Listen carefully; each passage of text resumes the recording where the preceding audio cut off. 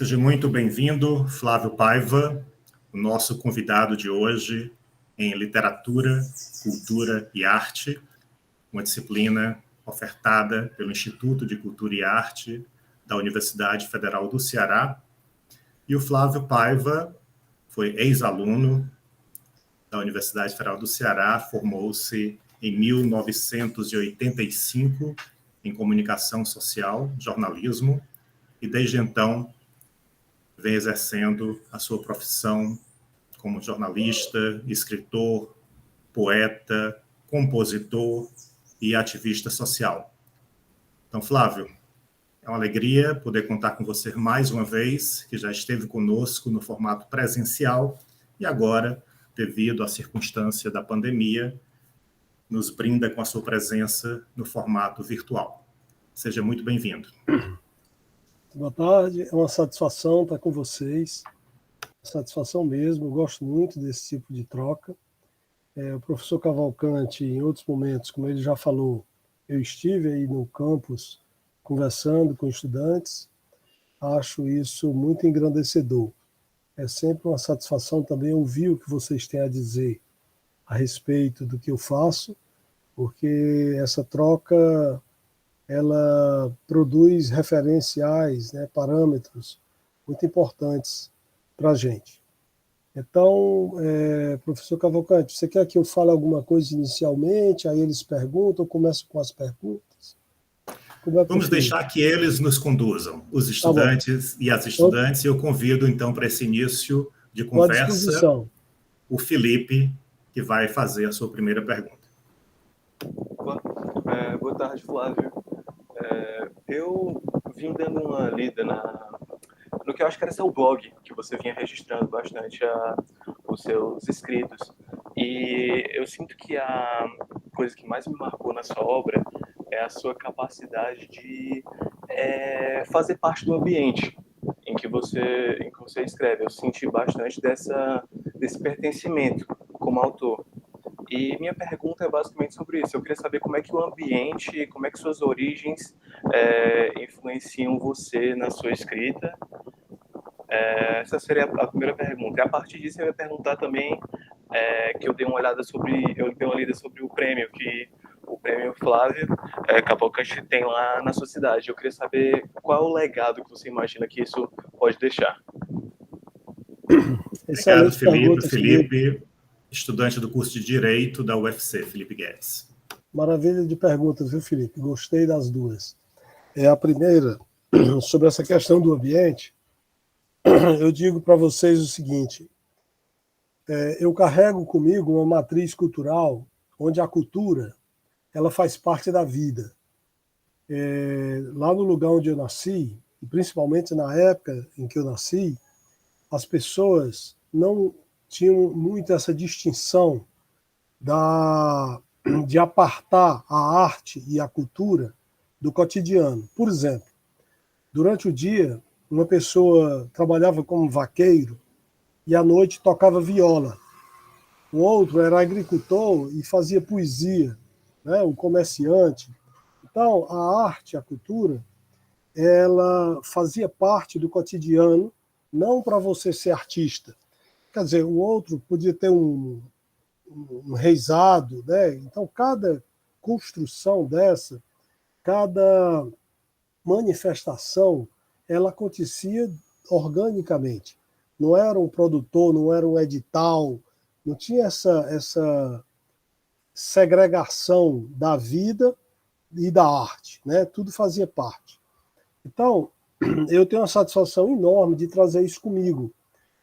Eu fiz isso quando eu era garoto, lá no interior, eu tive time de futebol, a gente viajava com grupos de teatro, a turma de teatro conseguia dividir um carro só para as outras cidades. Então, essa movimentação ela foi muito intensa na minha juventude. Eu tive uma banda, cover dos Secos e Molhados, a gente fazia shows ali na Redondeza, era uma coisa muito interessante. Então, eu diria, respondendo à questão do ambiente, que na realidade eu tenho uma herança que eu honro muito, dessa coisa orgânica, a arte como uma coisa orgânica. Eu costumo dizer que a minha vida toda está escrita e musicada, né? Está musicada. Eu tenho música de todos os momentos da minha vida, de todas as lembranças, da minha infância, com os meus filhos, tudo, a vida adulta, está tudo musicado. E não está musicado na perspectiva de procurar ser artista. É nessa perspectiva do requinte da alma, vamos dizer assim, de você trazer a sensibilidade da arte para a labuta, para o dia a dia, e uma coisa equilibrar a outra, né? A segunda pergunta sobre o prêmio que tem lá em Independência, que já são 13 anos que esse prêmio é realizado, foi idealizado e é realizado por uma instituição de professores, lá do lugar onde eu nasci, Independência, chamada História Viva. É muito importante dizer que quando esse prêmio foi criado, eles eram estudantes, eles estavam voltando, o lugar, Independência não tem faculdade e tal, todo mundo foi estudar fora, e quando voltou, principalmente os estudantes de História e de Direito, eles se reuniram e observaram que não tinham cuidado com a história do lugar. Eles criaram essa instituição.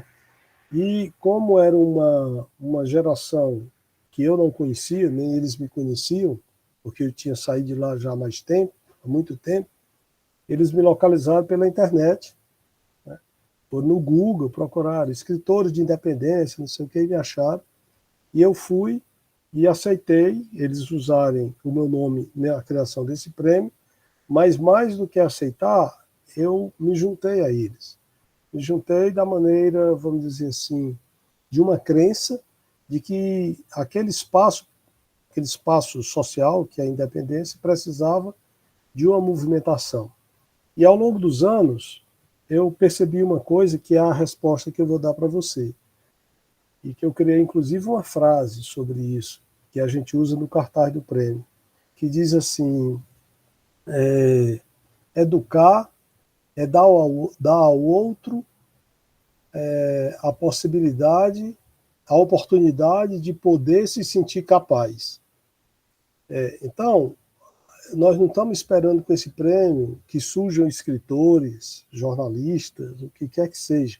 A mobilização, o produto desse prêmio é a mobilização, é a juventude pensar, é ter um tema que as pessoas se mobilizam para pensar sobre aquilo. Isso mobiliza os pais, mobiliza as educadoras, as escolas. É uma coisa muito intensa. Para uma cidade do interior, município do interior, nesse ano agora de pandemia, teve mais de 500 inscritos, né? Com todas as dificuldades, que as pessoas não têm um tablet, não têm um notebook. É uma situação bem assim, complicada, mas todo mundo está lá participando. Então, despertar para essa integração e para pensar sobre as coisas é o produto principal desse prêmio. E tem surtido efeito. As crianças e os adolescentes, porque é de 13 a 17 anos, que foram premiados até hoje, todos eles, vamos dizer, ganharam outros espaços, estão em outros espaços, e alguns deles reconhecem que o ponto de segurança para se lançar foi ter sido premiado nessa mobilização. Então, essa é a tua resposta. Muito obrigado. Tudo certo. Então, na sequência, eu convido a Águida Sofia para fazer a sua primeira pergunta. Olá, boa tarde. Eu sou a Águida Sofia, do curso de Comunicação Social e Jornalismo, e eu vou fazer uma pergunta que vai bem para o caminho da sua resposta e também para o caminho da pergunta do Felipe. Então, em 2013, na revista Entrevista do curso de jornalismo, você comentou que quando escreve a sua coluna, você escreve com emoção, cabendo ao editor colocar aquilo no jornal ou não. Aí eu queria saber qual dica ou conselho você daria para quem quer começar a escrever nesse tom mais emocional, colocando as suas vivências no papel. É uma dica ou um conselho tanto para nós, que somos estudantes de jornalismo e temos que escrever seguindo um padrão, quanto para nós, enquanto pessoas mesmo, visando tentando exteriorizar as nossas emoções, os nossos sentimentos e transformar em texto. Águida, super bacana. Para mim, essa questão da emoção que a gente coloca no texto, ela está muito associada ao que você quer com o seu trabalho, né? Que tipo de vínculo você tem com o propósito que você faz, né? Quando eu digo que eu escrevo emocionado, é porque ao longo de tantos anos trabalhando, eu tenho o privilégio de escolher sobre o que eu escrevo. Então, no dia anterior ao dia de eu escrever, eu ainda não sei exatamente sobre o que eu vou escrever. Às vezes eu penso em escrever sobre uma coisa e acontece outra e aquilo me leva e eu escrevo sobre a outra, né? Então, eu tenho, vamos dizer assim, essa flexibilidade, essa liberdade na escolha do tema. E esse tema ele é escolhido pelo que ele produziu de emoção em mim, pelo que ele produziu de sentimento, e do que eu acho que compartilhando aquilo poderá interessar as outras pessoas, né? Então, aqui talvez seja uma coisa até, vamos dizer assim, o fato de eu pensar primeiro em mim, né? Estou pensando primeiro em mim para poder dar o melhor do que eu tenho, né? Mas eu só vou tornar isso público, só vou levar isso para o jornal se eu acho que aquilo tem o interesse de alguém, tem um interesse que é aberto, né, público. Então, eu não sei bem se essa coisa de conselho, porque isso é muito relativo, assim, né? Mas a gente, uma vez, quando eu fazia um jornal Sem Regras, que era um jornal alternativo, eu conheci um bailarino alemão, Rolf Gelewski. É um cara muito interessante, ele veio aqui para o Brasil, criou a Escola de Dança da Bahia, e ele era muito amigo de uma tia minha, ela me apresentou a ele, e ele até colaborou com o nosso jornal. E ele um dia me deu uma fita cassete com um texto da Mira Alfassa, que era uma francesa que foi mulher do Sri Aurobindo. Sri Aurobindo é um líder espiritual indiano, mas assim, que teve uma participação política antes de ser levado para esse canto aí de guru, né? Mas tinha uma percepção muito interessante.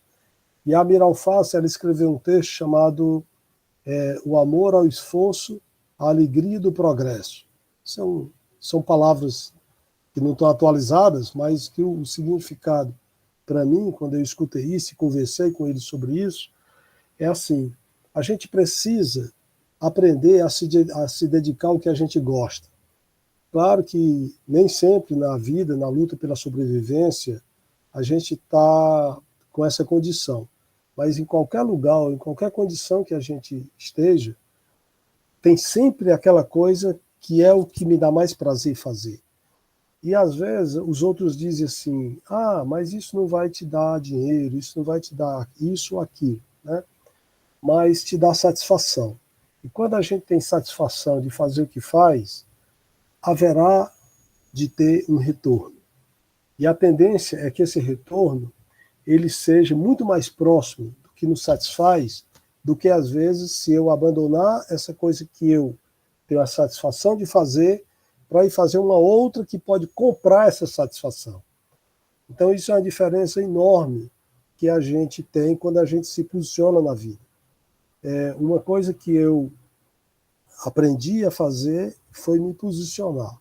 Eu tenho um posicionamento. Tem as coisas que eu quero e tem as coisas que eu não quero. Então, as coisas que eu não quero, elas podem ser muito apetitosas, elas podem ter 1000 tipos de tentações, mas eu não quero. O Eduardo Galeano tem, no livro dos Abraços, tem um pequeno conto que ele fala de um índio paraguaio que os ingleses vão lá comprar a terra dele. Então, eles fazem toda uma argumentação para o índio vender a terra. Eles dizem, olha, se você fizer isso, você vai poder ter aquilo. Então, colocam 1000 vantagens. Quando eles terminam, o índio calado, aí eles viram para o índio e dizem assim, e você diz o quê? Aí o índio falou, você coça muito bem, mas onde você coça, não coça. Então, na vida da gente, tem pessoas coçando muito bem o tempo todo, em todos os lugares, em todas as profissões. Mas a gente tem que escolher aquela que está coçando onde coça, né? Que é a que vai dar uma satisfação a gente. Então, para mim, esse seria o ponto. E foi onde eu me coloquei no meu trabalho profissional e na minha vida. Porque tem uma proximidade muito grande de como eu vivo, o que eu penso e o que eu escrevo. Isso é muito acoplado, assim. Deu certo, Ana? Obrigada. Jefferson. Oi, Flávio Cavalcante, boa tarde. Diga Boa lá, tarde a Jefferson. todos. Eu, como o professor Cavalcante falou, sou Jefferson, eu sou da dança, licenciatura, e provavelmente eu esteja no 3º ou 4º semestre, eu não sei. E acessando suas escritas, os seus livros, a sua biografia, uma coisa que talvez nos conecta muito é que nós somos do sertão. Você é do sertão dos Inhamus, e eu sou do sertão central. E na sua obra, Benedito Bacurau me transportou muito às memórias do meu sertão, principalmente quando se pensar em escrita e música. E eu lembro muito bem dos meus avós, quando chegava a noite, eles ainda muito cansados ainda da lida, do dia a dia, e eles tiravam tempo para nos contar a história. Talvez esse tenha sido o meu primeiro acesso a uma literatura, ou certamente o acesso à herança ancestral, que é justamente a ora-leitura. E somado a essa ora-leitura, vinham também as cantigas. E certa vez você disse que tanto a música quanto os livros também é um encontro consigo. Eu também acredito muito nisso.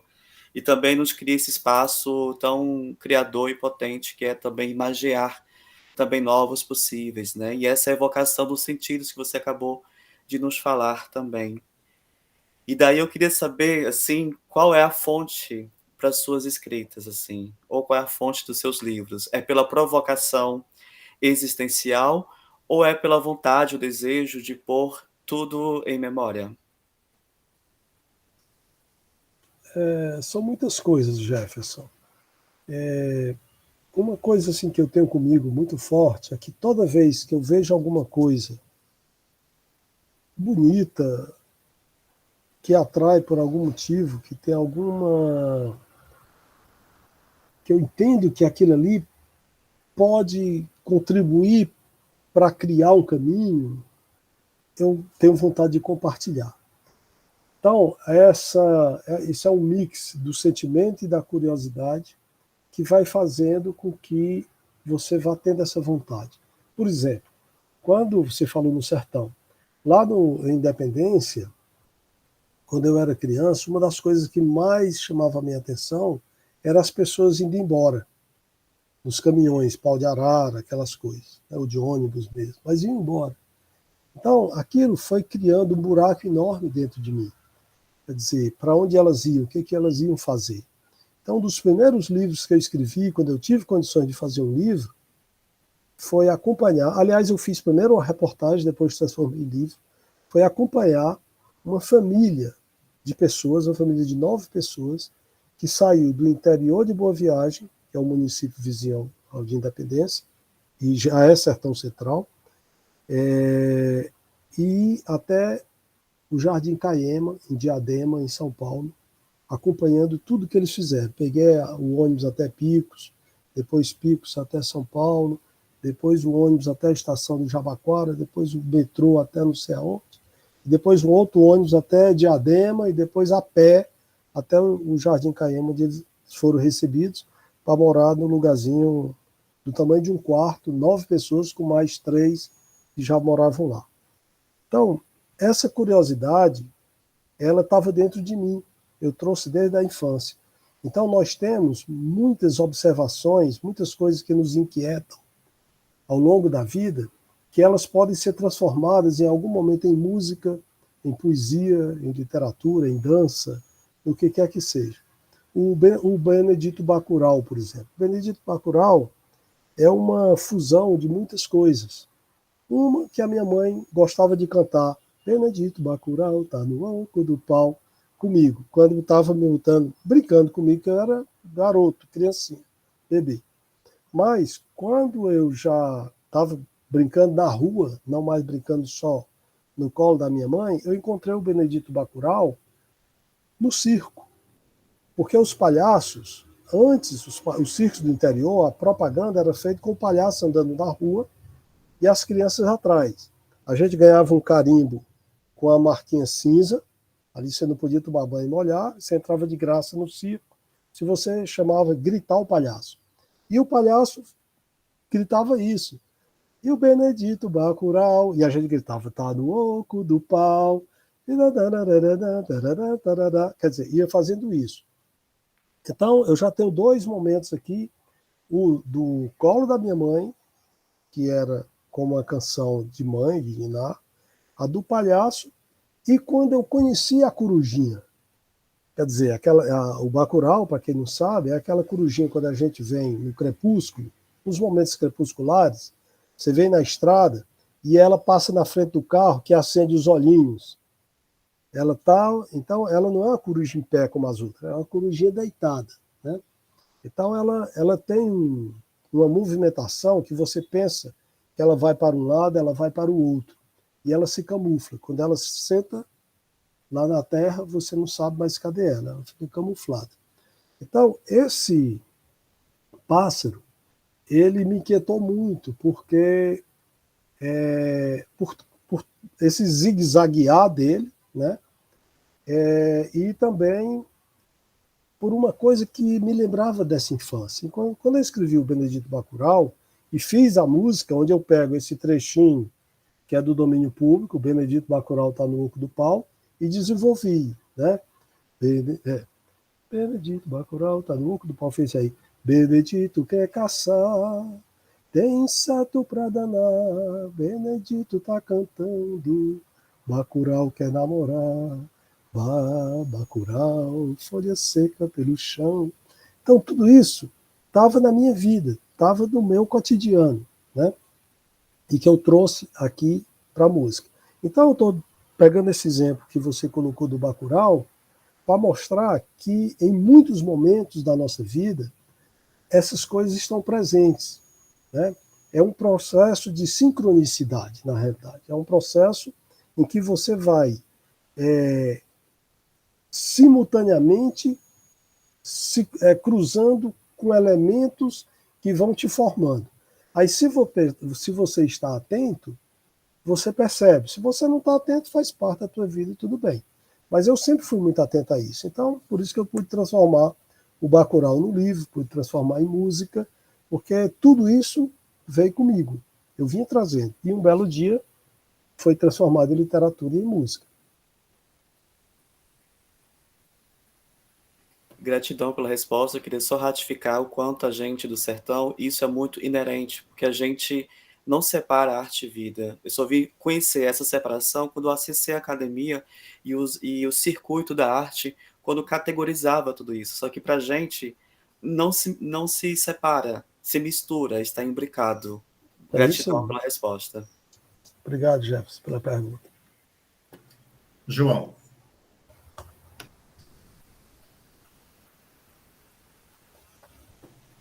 João Câmara. Sua vez.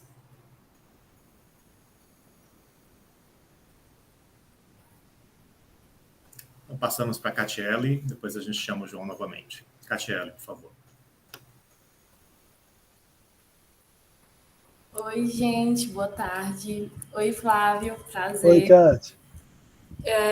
Assim como o Felipe falou, né? Eu estava olhando o seu, eu acho que é site, não é blog. É o site. E aí, eu posso continuar, né? O João fica sendo o próximo, que ele falou aqui. Fique à vontade, Catiele, a palavra é sua. Tá bom. E aí, como já foi comentado também, você também é compositor, né? E aí, eu vi um vídeo do Tarcísio, que eu conheço, assim, já fui para alguns locais. Ele tocando hoje bem mais velho, né? Ele costuma ficar só fazendo uma resenha, assim. E Festa em Independência, então, é uma composição de vocês dois, certo? Isso. Porque como foi no YouTube, aí eu fiquei, será que isso mas imaginei que sim, porque também tinha no site. Uhum. E como foi comentado aqui, você tem uma grande relação com a música, né? Você também fala o plural da música cearense. Eu não vou abrir agora, A não, mas... música plural brasileira foi um movimento que nós criamos, era um Fórum da Música Plural Brasileira, onde a gente trabalhava a perspectiva de que uns precisavam escutar os outros, que a música era a música, não é porque um é roqueiro, o outro é violeiro, que deveria ter as caixinhas, né? Esse processo aí foi 6 anos que, juntamente com o Moacir Maia, nós coordenamos esse projeto de criar vínculos entre as artes para poder você criar uma massa crítica cultural aqui. E teve muitos resultados positivos bacanas. Mas desculpa, só foi só. Não, perfeito. Eu achei, o nome do ensaio é Ceará da Música Plural, que é sobre esse movimento, inclusive, né? Especificamente aqui sobre Ceará. E nele você começa falando sobre como a música tá no nosso cotidiano cearense, né? Tipo, assobiar. As pessoas do Sudeste e do Sul costumam falar que a gente fala cantando, que a gente tem um ritmo assim, né? Falam até com certa xenofobia que a gente fala muito rápido. Mas, de fato, observando, tem uma sonoridade, né? Enfim. E a minha pergunta é sobre como, além de cronista e compositor e outras coisas mais, especificamente sobre essas duas vertentes, porque ambas podem ser sobre o cotidiano, né? A música pode refletir o que a gente vê, o que a gente sente, a nossa realidade e também como a gente gostaria que fosse. E quais as semelhanças que você vê nessas duas vertentes e talvez o que seria mais distante, assim, porque eu, apesar de gostar muito de música, eu não componho e nem escrevo tanto assim, né? Aí eu fico tentando pensar, porque é um tema que eu gosto bastante. A composição, ela, se a gente der a oportunidade a ela, ela nasce naturalmente. Às vezes a gente atrapalha, a gente tem uma mania de racionalizar demais e atrapalha a criação, né? Porque a gente começa a se preocupar se os outros vão gostar. Quando você racionaliza é horrível, né? Nesse caso, né? Existem coisas que precisam de uma racionalidade, né? Eu prefiro a liberdade criativa, né? De fazer coisas independente de se, vamos dizer assim, ter um perfil de mercado para aquilo, ter um perfil cult para aquilo. Isso eu não faço, sabe, Kate? Porque não é aquilo que eu falei, não é meu objetivo. Meu objetivo é cantar a vida, né? E quando eu canto a vida, eu posso cantar por sentimentos que eu estou vivenciando até de outras pessoas ou através de personagens. Boa parte do que eu compus até hoje está associada à literatura. Então, são os personagens os criadores da música, né? Mas algumas, elas traduzem bem isso que eu penso, né? Por exemplo, a música Invocado que só, que eu fiz com o Orlângelo, da banda Dona Zefinha, ela traduz muito bem esse sentimento. Quando ela diz assim: tapuia ligeiro, bebendo a luar, mergulho na cuia de Mocororó, invocado que só, meu som é cigano, galego pedrez, carne de reis, de cabrito, um grito de energia solar, jangadeiros no mar, beiradeiros. Aí vem a parte que eu quero linkar. Nada em mim ficou para trás, nasci no futuro, e o passado eu trago comigo,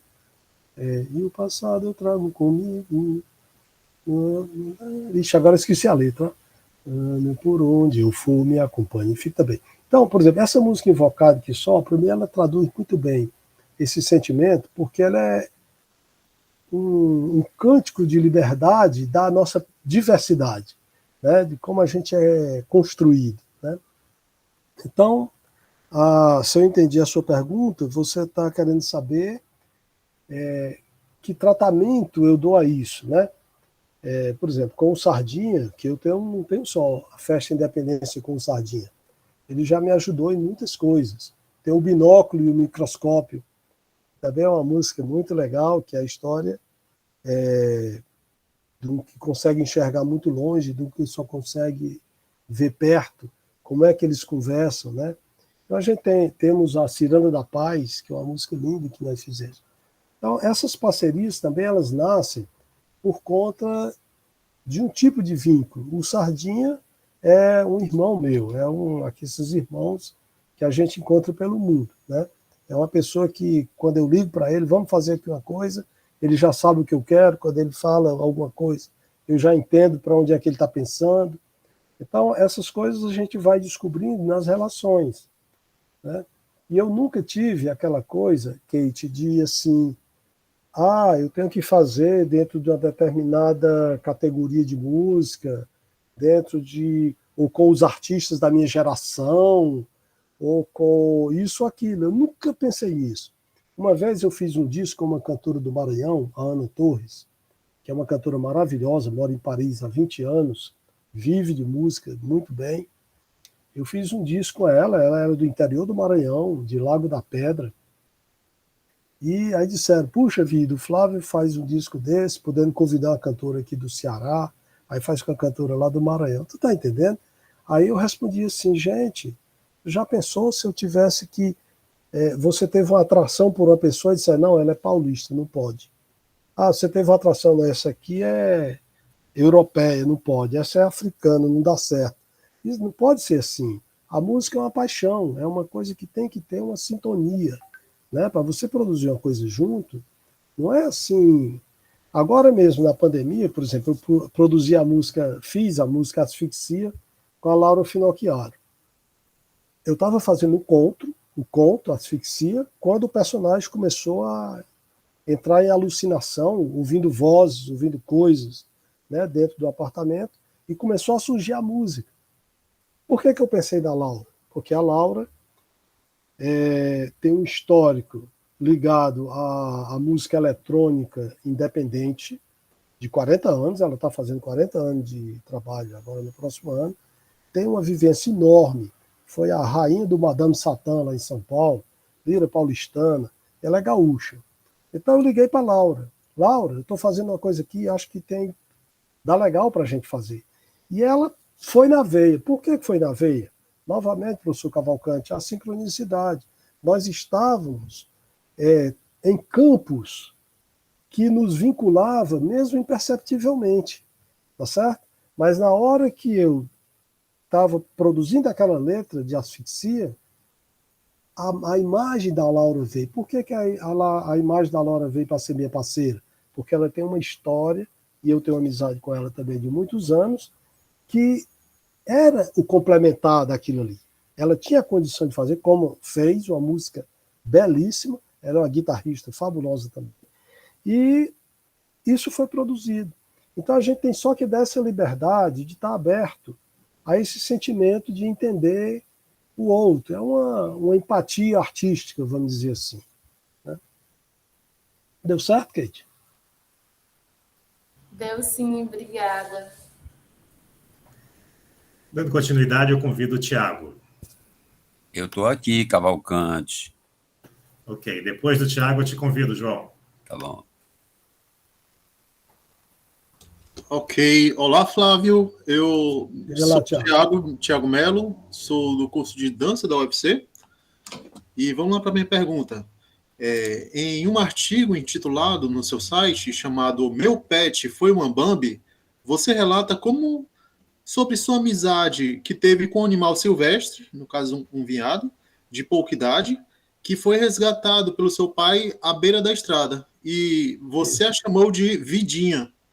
E conta que ela morreu após um mau olhar de uma senhora que tinha uma fama de trazer azar, pelo que eu entendi. Exato.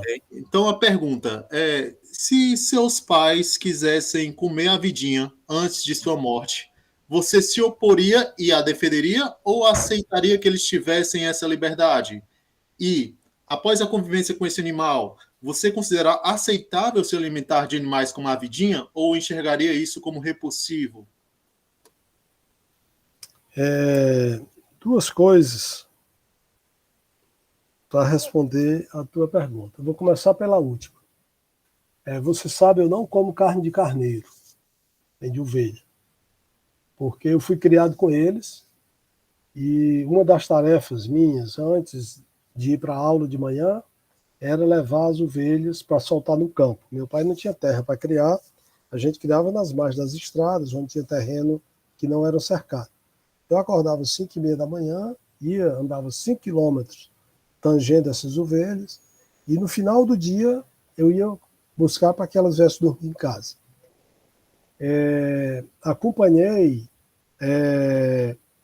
as matanças de carneiros e de ovelhas, e em muitas circunstâncias eu fui chamado para parar o sangue. Parar o sangue é uma bacia de alumínio com um garfo e sal, e você põe o bicho ainda sangrado, de cabeça para baixo, ainda se mexendo, aquele sangue está caindo dentro da bacia e você fica batendo para fazer um tipo de comida lá. Então, respondendo a segunda parte da sua pergunta, eu nunca comi carneiro, eu não como carneiro. Já aconteceu, em algumas circunstâncias, de chegar e ser uma coisa, ser um carneiro assado, que não tem assim uma identificação. Então, eu costumo brincar, é uma coisa muito séria, mas eu fiz uma brincadeira para isso, que eu digo assim, eu não gosto de comer carneiro porque é como se eles fossem meus irmãos, né? E são meus irmãos. Então, essa coisa da repulsa que você está falando é uma experiência que eu tenho da minha criação, ajudando meus pais na criação de ovelhas.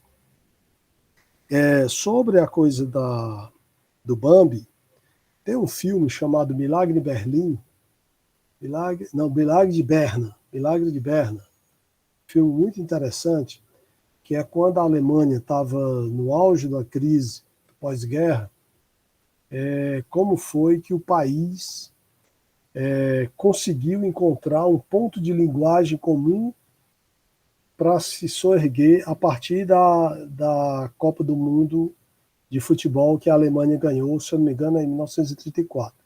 Foi, acho que é. Mas onde é que entra a história? É que um cara tinha voltado da guerra, estava na maior piração, e o filho dele criava um coelhinho. Esse coelhinho, para o filho dele, era como a vidinha era para mim, tá certo? E esse cara, dentro daquela coisa da fome, da coisa, ele um dia matou esse coelho, o coelho do filho, né? Então, esse filme ele foi muito chocante para mim, porque ele trouxe essa imagem da morte vamos dizer assim, daquele ser que você tem uma afetividade profunda e uma relação de amizade assim construída da brincadeira, né? Então é um amigo de infância. Eu escrevi um livro chamado Titico Achou um Anzol, que é com preá e animais da caatinga, e eu sempre ofereço dizendo assim, esses bichinhos são meus amigos de infância, né? E eu brinquei com eles, né? Então, tipo assim, há 50 e tantos anos atrás, esses bichos estavam todos ainda por ali, era muito comum, tanto que meu pai pegou isso na estrada, provavelmente tinham caçado a mãe dele, não sei, e essa coisa do morrer por quebranto é a história que minha mãe contou. Você sabe que a memória da gente tem uma parte que é memória e tem uma parte que é uma memória construída, né? Então eu repasso essa história como memória dessas duas coisas, né? Essa senhora que botava quebranto e tal, era uma coisa que tinha na cidade. E eu, quando criança, passei a contar também essa história. Então, não tem uma reflexão científica, nem muito profunda, mesmo filosófica, sobre isso. Isso que eu coloquei aí é o repasse dessa memória daquele momento, de como eu vivi aquilo. Faltou alguma coisa, Tiago? Obrigado, Flávio. Obrigado, Tiago. João Câmara, sua vez chegou. Finalmente, né? Gente, desculpa, é porque eu estava tão envolvido aqui acompanhando a sua entrevista e teve uma hora que você falou de independência e eu disse, meu Deus, aonde foi que eu vi esse nome? E aí eu fui olhar aqui nos meus arquivos e, de repente, eu inaugurei a Caixa Econômica Federal de Independência em 1983. É daí que eu lembrei e fiz o link, né? E foi na hora que o Cavalcante me perguntou, me chamou, e eu estava aqui perdido, porque eu sou analfabeto digital, com muita honra e orgulho. Olha, eu estava aqui viajando nas tuas respostas. Quando você falou do circo, eu me identifiquei totalmente, porque uma vez eu levei umas palmatórias, porque eu simplesmente saí de casa e acompanhei aquele pessoal do circo, né? E eu devia ter 7 anos, e o pessoal atrás de mim, sem saber o que tinha acontecido, e eu fui embora e depois não sabia voltar, né? Ainda bem que alguém do circo me trouxe de volta para casa, né? Ah, é o filho do senhor Oscar, ele está aqui, perdido, com 7 anos de idade. Então, era uma coisa, assim, fantástica. E à noite, eu levei a palmata da mamãe, né? Mas à noite o papai chegou e disse, não, vamos levar ele para ver o que é o circo. E foi aí que eu fui a primeira vez a um circo e assisti drama, que eu não sei se você pegou esse circo, que não tinha bicho, tinha o trapezista, tinha os palhaços, mas ele tinha uma coisa maravilhosa, que era o drama, né? Então, assim, pleno mês de novembro, que o circo chegava nessa época, e o final era o Nascimento de Cristo, a gente assistindo Paixão de Cristo no circo, em novembro. E o elenco era o mesmo, né? E variando. Então, daí veio meu amor pelo teatro. E aquela história que você traz das músicas, eu fui criado em sítio também, e o mais engraçado é que tinha, quando a mãe organizava sarau lá no sítio, tinha o violeiro que vinha. E é muito engraçado. O violeiro, nem sempre durante o dia ele ganha a vida tocando violão, ele faz outras coisas, né? Exatamente. E essa era uma das coisas da minha infância, muito interessante, na década de 50, lá para o lado do sítio da Raquel de Queiroz, porque ficava o nosso sítio na frente e da Raquel atrás. Então, eu estava viajando aqui nas tuas coisas, que você foi falando, e, de repente, eu me encontrei numa fala que você acabou de fazer com a Kate, sobre a empatia, né? E a minha pergunta é exatamente sobre como a gente desenvolver essa empatia, porque você criou o termo cidadania orgânica, não é isso? Isso. E aí eu trabalhei agora o ano de 2018 e 2019, desculpa, eu esqueci de me identificar. Eu sou João Câmara e eu faço teatro, acabou o curso de Belas Artes na Unifor, porque não estava dando lucro, eu fiz Enem e passei, hoje eu sou aluno do teatro. Não sei se vou terminar, se vai dar tempo, mas eu estou indo, né? Então, durante 2 anos eu fiz trabalho em 2 escolas públicas. E uma coisa me incomodou bastante. No dia que o menino desmaiou com fome, que tacou a cabeça no chão, aí um disse assim, ele está tendo ataque. Aí o outro, chama a ambulância, sei o quê. E eu cheguei junto dele e perguntei, me diga uma coisa, você tomou café de manhã hoje? Aí ele respondeu, desde ontem que eu não como. Isso era na segunda-feira. E eu peguei umas barrinhas de cereal e dei para ele.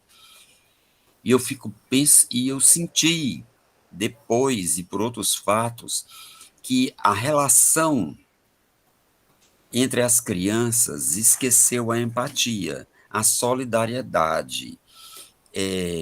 Um outro menino chega, morre, ele foi apagado pela facção. Assim como estou comentando, não, ele viajou. E eu te pergunto, como é que a gente faria, nessa atualidade louca, para sensibilizar as pessoas para empatia e solidariedade? Porque eu estou assim me sentindo meio no mato sem cachorro. Você colocou muitos pontos aí, abriu muitas janelas, viu, João? Ótimo. Eu vou tentar ver se eu enxergo alguma coisa na paisagem por algumas delas. Ok. A primeira que eu queria colocar era quando você falou, eu não sei se eu vou terminar e tal. Tem um filósofo, ele é indo-catalão, chama Panicá. Ele diz o seguinte: nós temos que aprender a diferenciar, isso é ele falando sobre a vida, né? A água da gota da água, né? Da gota d'água e a água da gota. A gente, às vezes, tem medo de morrer porque a gente sempre está observando a gota d'água, né? A gota d'água, quando ela cai em qualquer lugar, ela estoura e morre. Mas se a gente observar a água da gota, ela é fluxo. Quer dizer, quando a água da gota cai no mar, ela apenas se transforma em uma parte do oceano. Então, tudo que a gente está fazendo é inconcluso. A vida é processo. Eu acho louvável você, o fato de ter fechado o curso, você ter feito Enem, entrou de novo e está fazendo teatro, e vai fazer teatro porque teatro faz parte da sua vida. Então, você é a água da gota, não é a gota da água. Tá certo? A gota da água morreu lá na Unifor, fechar o curso. Mas você, como a água da gota, você vai em frente. Você está no outro oceano, no outro rio, em outro lugar. Isso eu queria fazer essa observação. A segunda, sobre o cidadania orgânica, na realidade eu fiz uma atualização de um conceito que é do Antônio Gramsci, da primeira metade do século passado, onde ele falava do intelectual orgânico. O intelectual orgânico era aquela pessoa que pensava por uma classe, pensava por um segmento, né? Existia uma crença muito grande na evolução desse tipo de intelectual. Mas nos últimos 20 anos, aí quando eu comecei a desenvolver esse conceito da cidadania orgânica, eu comecei a observar que nós temos um outro nível de relação com a vida e com a política, com a sociologia, com tudo, com a arte, que são aquelas pessoas que elas se movem e que o interesse delas está associado ao interesse do todo. E que alguma coisa que você mexe em algum lugar, você pode ajudar a produzir movimentos em outros lugares, não necessariamente que você está sabendo que vai fazer isso. Por exemplo, a pessoa que filmou a morte do George Floyd, aquele policial norte-americano matando, ali ela estava com um celular, ela poderia ter filmado, poderia não ter filmado. O ato de filmar e de compartilhar gerou uma revolução internacional contra o racismo, né? Gerou manifestações, não a revolução, mas manifestações internacionais. Então isso é um poder que nós temos de agir onde nós estamos. Nem sempre vai ser um celular ganhando essa quantidade de compartilhamentos, mas vai gerando um outro tipo de relação que vai montando uma perspectiva diferente da vida. Então a cidadania orgânica é exatamente esse ser que eu acho que está nascendo, né? Nós estamos num processo de hipermodernidade, quer dizer, o fim de uma época dos exageros, do hedonismo, do racionalismo, de tudo mais, e que a gente começa, aí vai a questão da empatia, a ter uma empatia, mas não é essa empatia binária, né, do ponto A com o ponto B. É uma empatia, que aí vem o orgânico, né, uma empatia da integralidade, né? Se estão queimando uma floresta em algum lugar, eu estou me sentindo incomodado, né? Não é porque vai faltar madeira para mim, não é porque vai faltar uma fruta, é porque o planeta me interessa, né? Então, essa movimentação, que eu acho que ela hoje ela já está muito forte e vai ser muito mais, eu acho que é o grande, vamos dizer assim, veio que vai produzir uma nova rota para civilizatória, né? Então, é sobre cidadania orgânica. E o terceiro, no meu livro Bulbrax, Bulbrax é Sociomorfologia Cultural de Fortaleza, ele começa com uma história. Aliás, ele nasceu de uma história parecida com essa que você está contando. Sobre um rapaz chamado Elvis, que toca bandolim, mora na Barra do Ceará, e ele sofre todo tipo de discriminação, porque é negro. Uma vez ele me falou que estava andando com o filhinho na rua e os caras, a polícia chega para bota a mão na parede, na frente do filho. É uma coisa horrível, né? Que a gente sabe que essas coisas acontecem. E o Elvis via assim um complemento dessa sofreguidão que você passa por ser negro, por morar na periferia. Ele começou a encontrar um lado de plenitude tocando bandolim, do chorinho, né? Gostando de chorinho. E ele me contou tudo isso, e um dia ele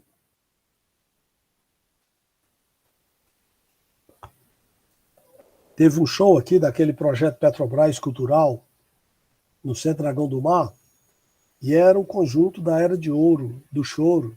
Foi criado pelo Jacó do Bandolim, no Jacó não, pelo... esqueci o nome, depois eu digo. Então, esse conjunto da Era de Ouro do choro é uma coisa imperdível, principalmente para quem gosta de chorinho. A entrada R$5. Eu fui lá e comecei a procurar o Elvis. Eu digo, bom, com certeza ele vai estar aqui e tal. E quando terminou o show, eu procurei e não encontrei. No outro dia, eu cruzei com ele. Ele trabalhava limpando na parte de serviços gerais, na empresa onde eu presto assessoria. Aí quando encontrei com ele, eu fui logo recriminando, né? Eu digo, pô, Elvis, cara, tu diz que gosta de choro, que quer se aperfeiçoar em choro, como é que o conjunto da Era de Ouro está aqui e você não vai? Aí ele virou para mim e disse assim, seu Flávio, como é que eu sei? Então, gente, principalmente aí para quem faz jornalismo, isso me abalou tanto. Eu passei um monte de tempo abalado com essa pergunta, porque essa pergunta ela é matadora.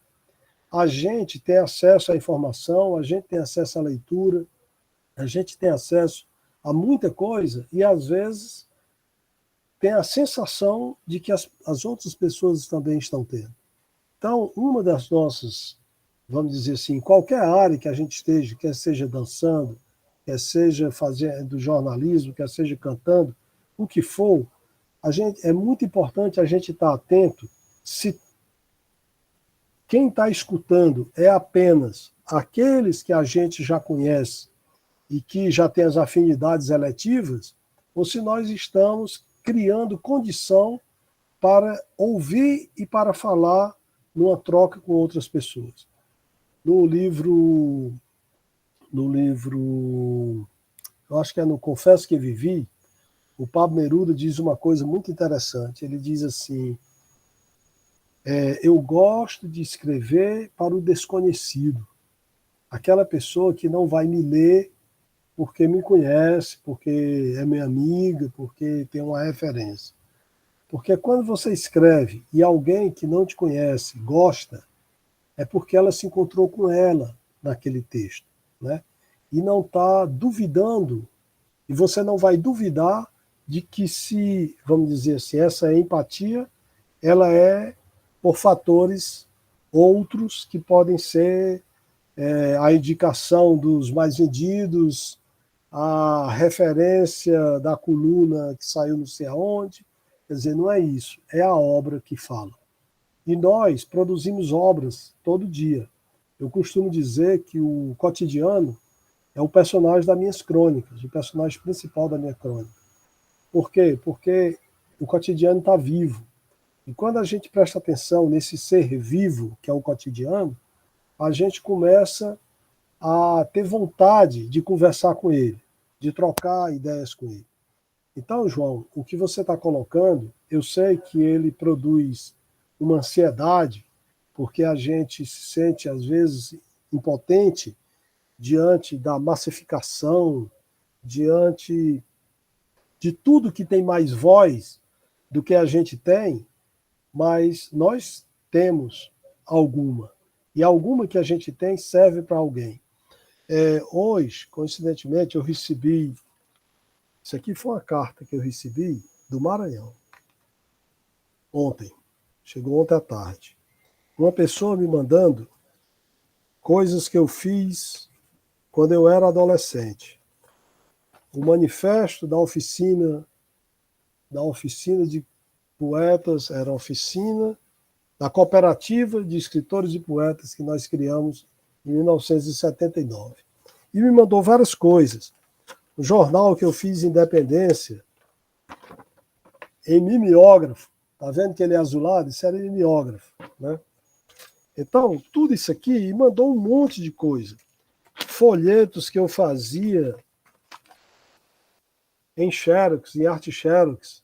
Ó, isso aqui tudo era coisa que eu fazia em arte Xerox, né? E a pessoa me mandou e disse assim, na mensagem dela: você não tem noção de quanto... Deixa eu ficar toda emocionada agora. Você não tem noção de quanto você foi importante para o que eu sou. Isso aqui, gente, tem mais de 40 anos, tudo isso. E eu recebi esse feedback agora. Quer dizer, então, quantas pessoas, por conta de coisas simples que você está fazendo, são influenciadas ou se transformam porque tiveram aquele acesso a alguma coisa que as motivou a pensar na vida de uma outra forma, a tomar outros rumos, né? Então, assim, João, só finalizando a sua pergunta, eu falei que você abriu muitas janelas, ficou difícil para mim, mas eu queria dizer o seguinte, novamente voltando lá para a história do Rolf Gellewski, a gente tem que fazer porque a gente acredita e porque a gente tem essa vontade de compartilhar isso. E, com certeza, muitas pessoas como essa aqui, elas estão se beneficiando e estão te dando retorno. Por exemplo, isso aqui, para mim, é uma coisa que me energiza, tá certo? Cada vez, quando a gente fazia um jornal sem regras, não tinha internet, não tinha nada, eu tinha um caderno com 3.000 endereços escritos à mão, nacionais e internacionais. E quando a gente se reunia, a gente tinha um coletivo, na realidade, que era de música e de jornalismo alternativo. A gente se reunia, eu morava numa casinha lá no Jacarecanga, e todo domingo a gente se reunia lá. Conversar, beber, compor, fazer essas coisas. E eu dizia sempre assim, nesse momento tem uma pessoa mandando uma carta para a gente, de algum lugar, certo? Então essas cartas vinham pelo correio. Era um monte que a gente recebia de tantos lugares que a gente também mandava, né? Esse jornal saía, a gente mandava para muitos lugares. Ele, inclusive, chegou a ser premiado numa promoção dos Correios da França, em Bordeaux, numa votação popular, como uma das 300 melhores revistas alternativas que circulava naquele momento, ali nos anos 80. Então, isso quer dizer que alguém está lendo o que você escreveu. Alguém está rasgando o que você escreveu. Alguém não está prestando atenção no que você escreveu. Mas você está escrevendo. Então, o importante é isso, é que você está escrevendo. E, evidentemente, como no caso do Elvis, ao invés de repreender, como eu fui repreender, é tentar compreender a limitação dele não ter ido para uma coisa que ele adoraria. E a limitação somos nós, jornalistas, que damos. Nós, comunicadores, que damos. Que é não fazer chegar para essas pessoas coisas que interessam a elas. Porque nós acabamos sendo submetidos também a uma ordem de comunicação, a uma ordem de conteúdos, que é a que faz a cena de cada momento. Muito obrigado, Flávio. E estamos chegando ao final do nosso encontro. Mas antes de encerrarmos, nós estamos numa semana em que você está lançando mais um livro. Então, dia 27 de novembro, receberemos mais um livro de sua autoria, o Asfixia, que será lançado às 17 horas na Casa Bendita, em Fortaleza. E eu queria te perguntar o que é que nós, leitores e leitoras, encontraremos num conto psicológico que nasceu dentro de um contexto pandêmico, um contexto difícil que nós estamos atravessando globalmente desde 2020. Então, quais foram as fontes motivadoras para o Asfixia que está sendo lançado? Eu queria, antes de tudo, convidar vocês para irem lá nesse lançamento. Ele, mais do que o lançamento de um livro, eu estou chamando de ele é um ato estético pela retomada dos encontros, né? Claro que a gente já tem produzido vários outros encontros, mas com a motivação literária, uma coisa que vai reunir pessoas que faz tempo que não se encontram, ou que vai reunir pessoas em torno do tema ou em torno da literatura, é o primeiro desses pouco menos de 2 anos de pandemia que eu estou fazendo, né? Então, é um evento de retomada dos abraços, vamos dizer assim, né? Esse livro, professor Cavalcante, ele foi escrito num momento de muitas incertezas, de muitas dúvidas, de muitas... de uma observação de coisas, vamos dizer assim, não sei se nem pode usar essa palavra nesse sentido, mas da sublimação das coisas ruins que estavam acontecendo, o que estão acontecendo no mundo, né?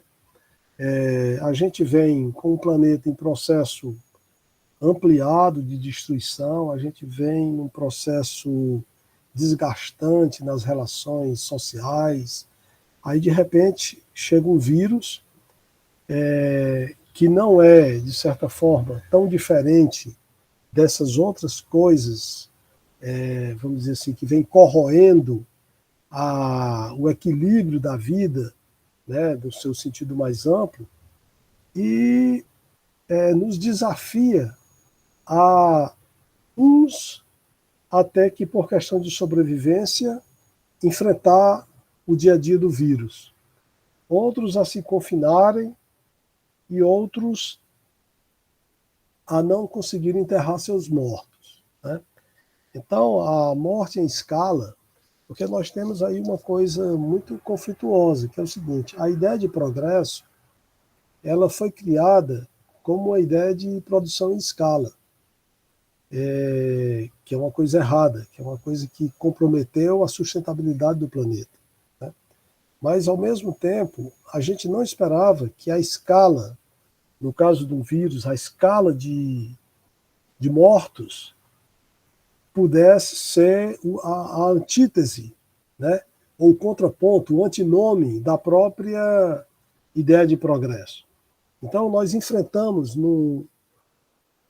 que é essa situação de escala, o contraponto do que a gente vem vivendo, que está associado a tudo que é o consumismo, a tudo que é hiperbólico, né, nas relações do mundo atual.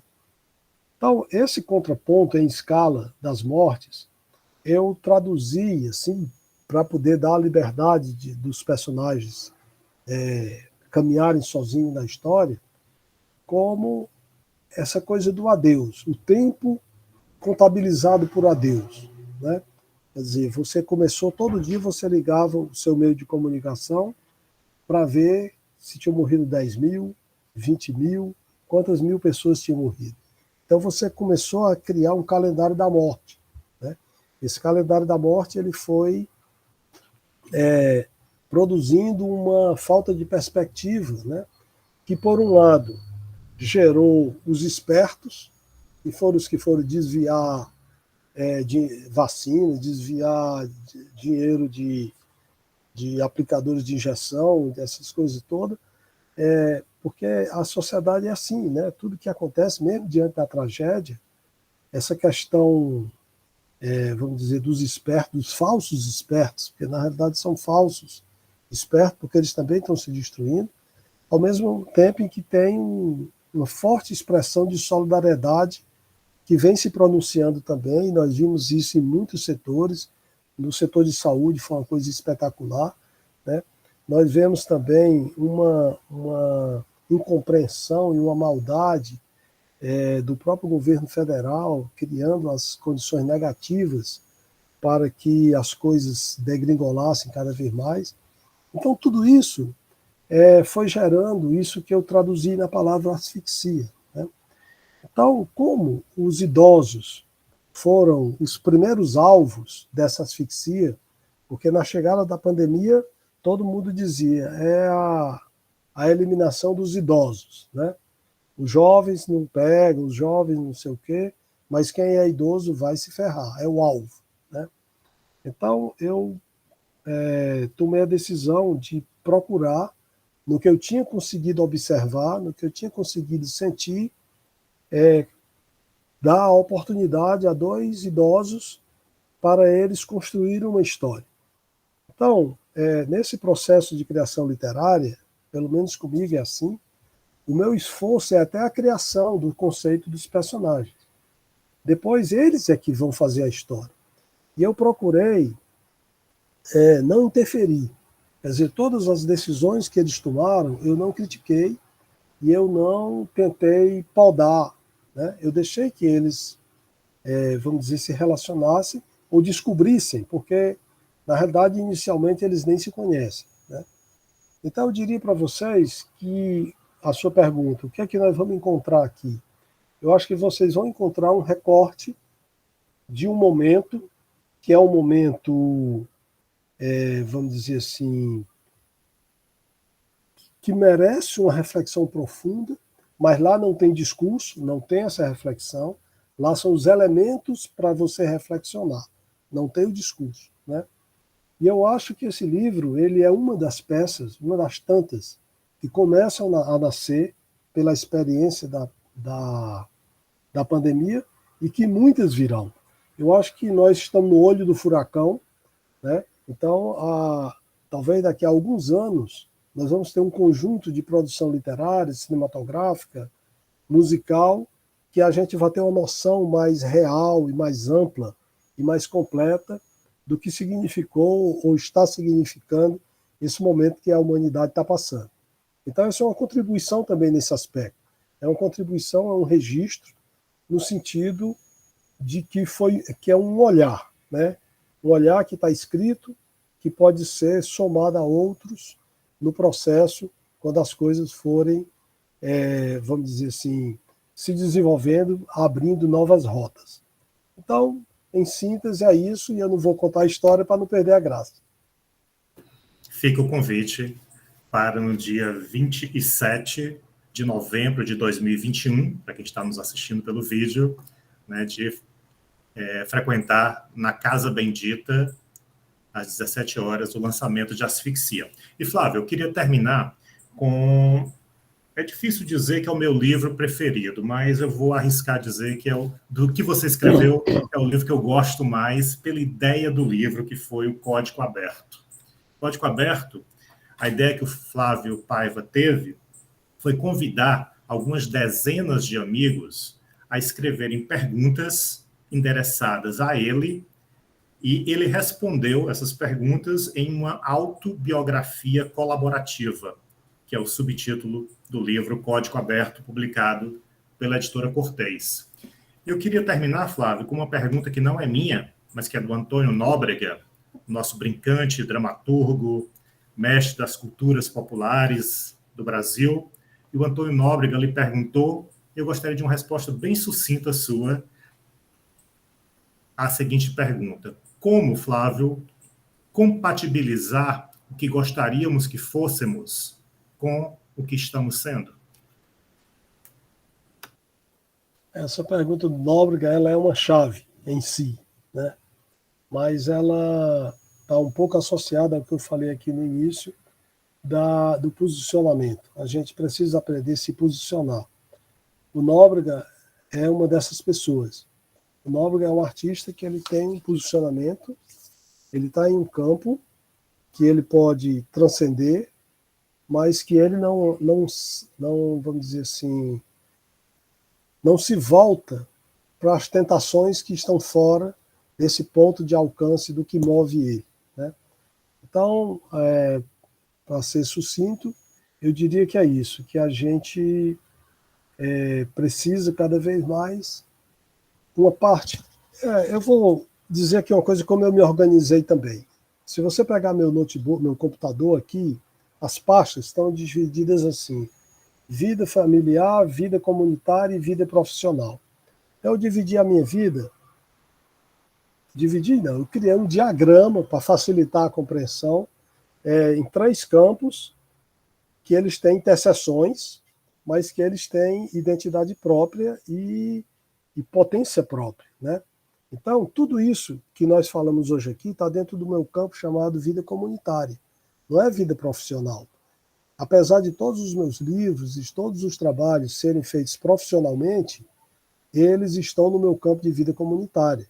Eles têm uma função das relações comunitárias e não da relação de sobrevivência, de ganhar dinheiro, né? Então, separar o que é a operação da vida e o viver são 2 coisas que a gente precisa enxergar, procurar enxergar dentro do modo de cada um. Isso não tem uma fórmula. O máximo que eu poderia dizer é isso, que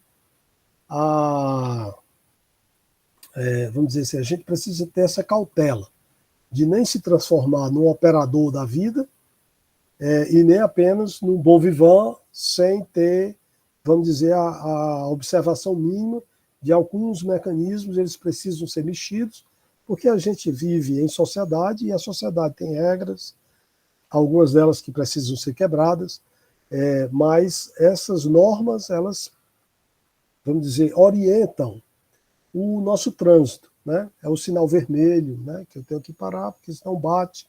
Então, cada coisa dessa eu tenho que observar, mas eu também tenho que prestar atenção se ele não está sendo excessivo, né? Então, a operação da vida é dirigir esse carro, e viver é parar para olhar a paisagem.